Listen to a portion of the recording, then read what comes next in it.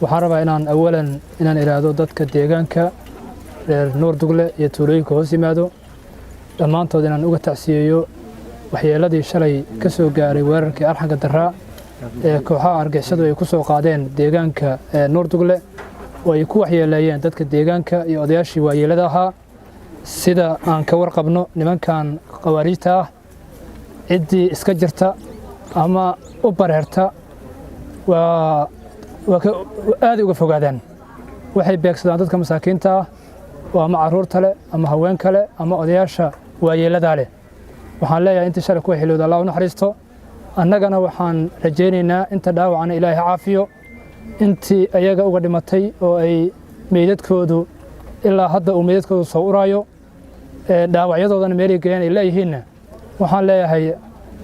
caaqib xumay ku dhimanay ay ku dhinteen inta dhimana caaqib xumay ay ku dhimanay Ilaahay dikiis inta kadib waxaan rabaa inaan iraado reer Nuur Dugle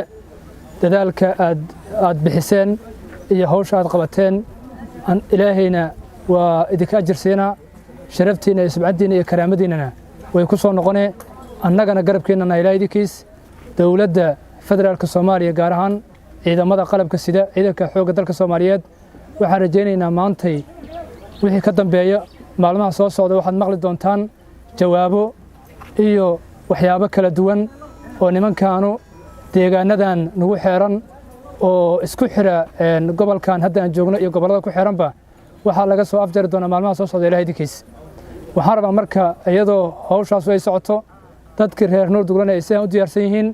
waxaan rajaynayaa dadka dariska ah ee degmooyinka ku xeeran deegaanka Nuur Dugle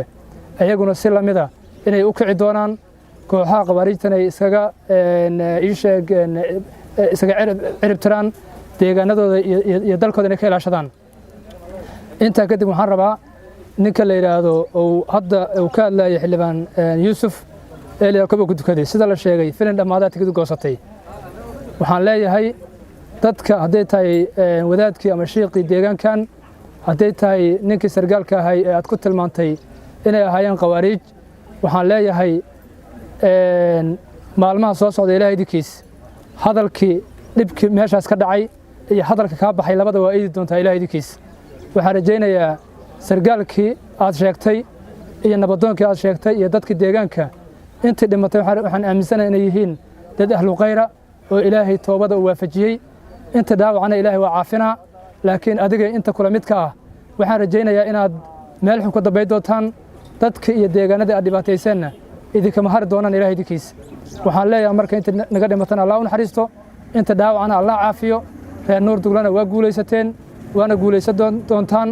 maanta intaanoo xildhibaanadiina ah oo idin garab taagan iyo dawladdii iyo ciidamadeedii qalabka sida oo afarta dhinac idinka joogo waxaan rajaynayaa inaad ku ilaabi doontaan wixii shala dhacay